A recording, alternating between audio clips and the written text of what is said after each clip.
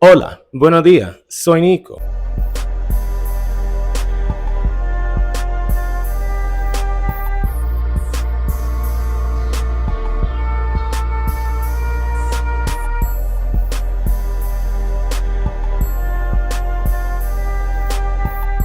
And my stomach is a pain. And today we're here to start off another wonderful week's worth of content. Well, yes, but before we get started, if you like this kind of content, make sure to follow me on patreon.com/Nicosaesthetics for more exclusive videos, weekly live streams, and be a part of the live streams where we have multifaceted conversations with a varied panel depending on the week. If that sounds interesting to you, definitely tune in. And the Patreon exclusive for this week is basically going over why myself and many others are deciding to leave OnlyFans.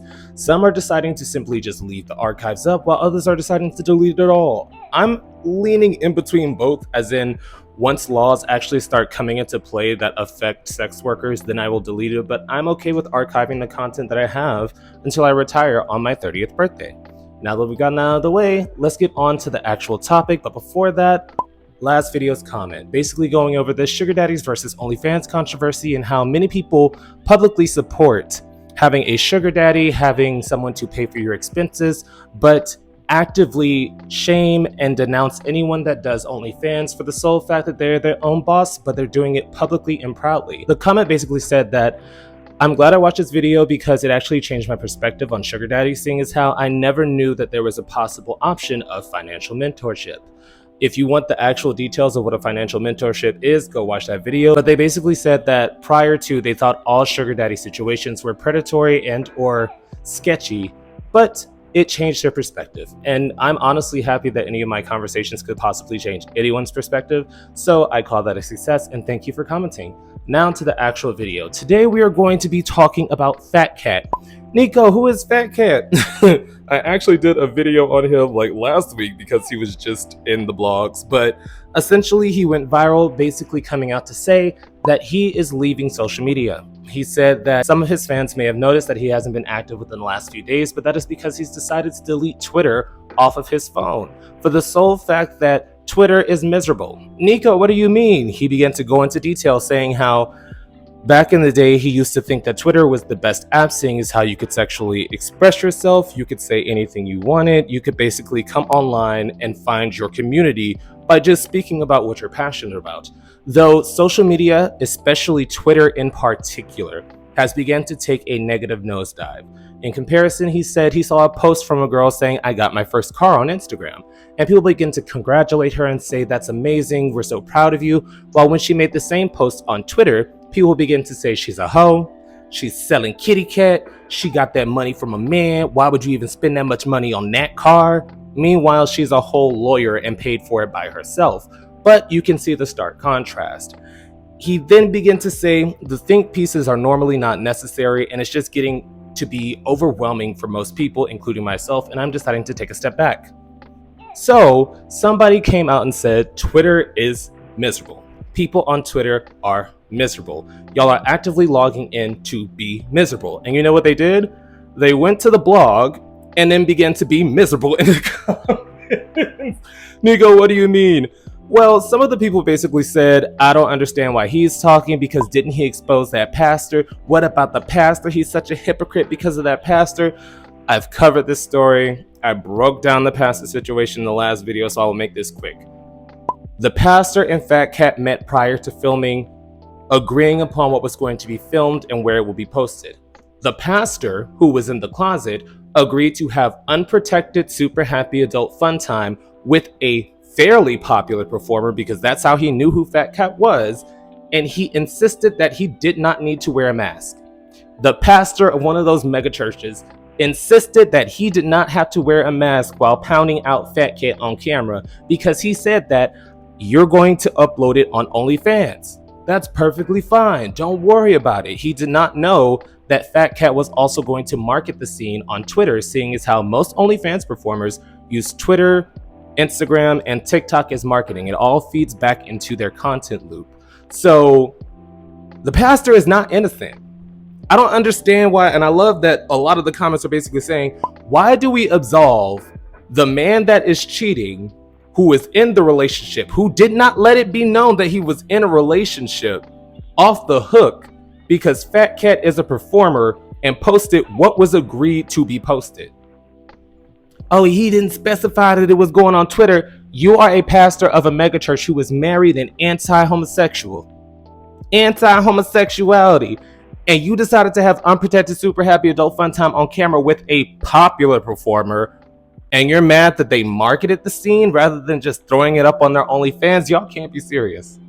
And I try to have like an open mind when I approach these conversations, but coming online to call him a homewrecker, coming online to say that he's miserable, all for the fact that not even a straight man, that a closeted man decided to put himself out of the closet, like that has nothing to do with Fatkat. If you want to talk about some of the think pieces that surround Fatkat, perfectly understandable. Seeing as how when he logs on, sometimes he has ignorant takes. He did expose Most City, I believe, from that Bad Boy show, seeing as how it was still up in the air if he was gay, bisexual, etc. And then Fatkat confirmed that, yeah, we used to talk on Tumblr or some other site. Then there was the whole EBT situation where Fatkat basically said, bro, people should never laugh, and that EBT should only be used for the essentials. And then he basically admitted to EBT fraud when people were saying, well, why are you allowed to buy junk food? And he would say, oh, well, I just use my actual money. The EBT I use for the essentials. So you have money and you still have EBT. Work. So sometimes the think pieces are necessary. Nico, I'm not even going to come up online and pretend like having broader conversations about situations like this is bad, seeing as how we can learn a lot from hypocrisy on the EBT situation, but throwing it in his face to say that he exposed the pastor when the pastor himself admitted that it was also his doing, that makes no sense. Especially because y'all were proving his point. People were quote tweeting them saying, shut up and open that ass up. Like, I know a lot of y'all are ignorant. I know a lot of y'all are rude. Nico, not my audience personally, because my audience tends to be educated and likes to have dialogue.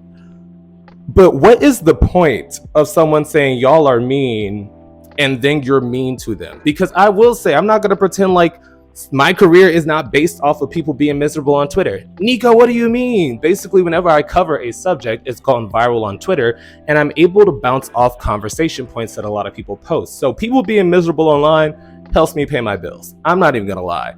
But as someone who is also a public figure and online, it's easy to understand that a lot of people are miserable. Like, that's the thing, especially Twitter in particular, because every major celebrity has been ran off of Twitter. Most social media influencers have been ran off of Twitter. Most people that have a large following for simply existing on Twitter have been ran off of Twitter.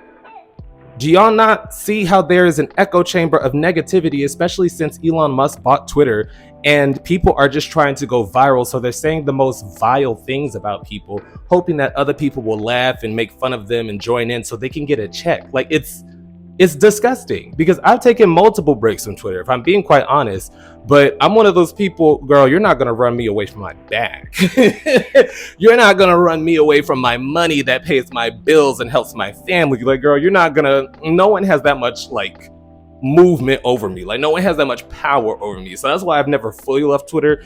But even I had to log out some days and be like, oh, well, this is just negative. And I just, like, can't deal with it.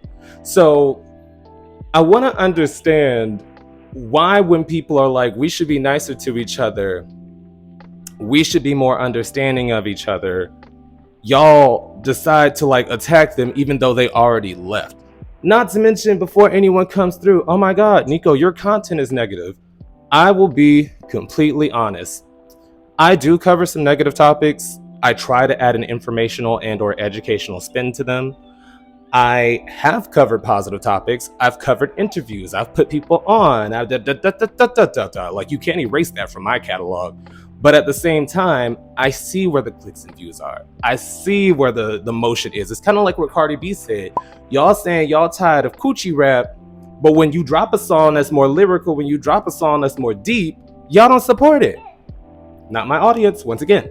Y'all don't support it. So if I see, okay, people want the tea, people want the drama, I still try to insert positive content in between. I still try to insert educational content in between. But you have to follow the trends to get the algorithm to pick you up, if I'm being quite honest. So once again, I'll leave the conversation with y'all. Do you think that it's hypocritical that Fatkat said that a lot of these think pieces aren't even necessary? Because if we're being real, a lot of people log online to feel holier than thou so that they can hold it over someone they do not know so that they feel better about themselves, when in reality we are all human and you have probably done something similar, if not worse, just not in the public eye.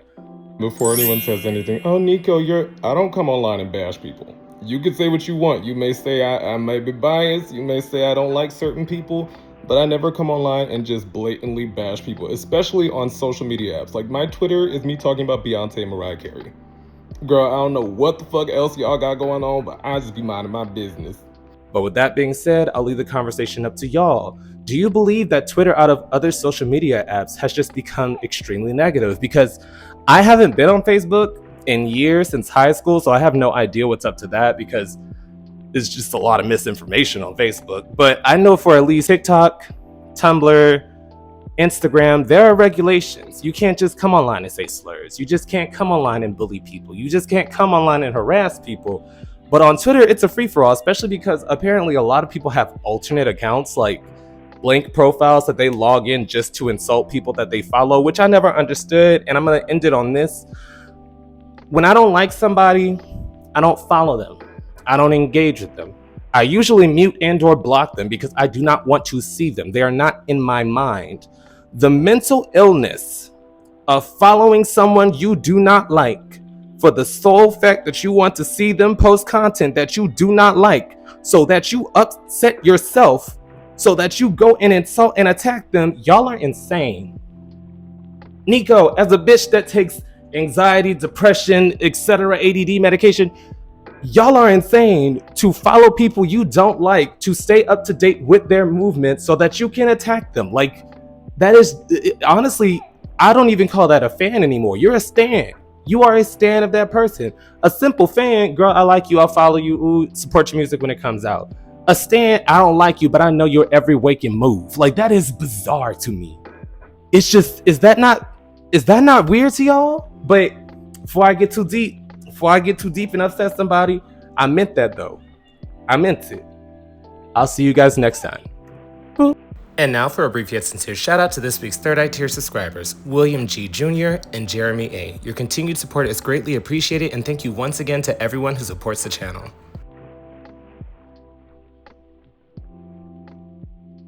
And this week's live stream discussion is going to be going over sugar daddies versus OnlyFans. Which would you be more comfortable doing? Having someone support your life but on their time, or making your own money with the stigma that comes with public sex work? If that sounds interesting to you, definitely tune in.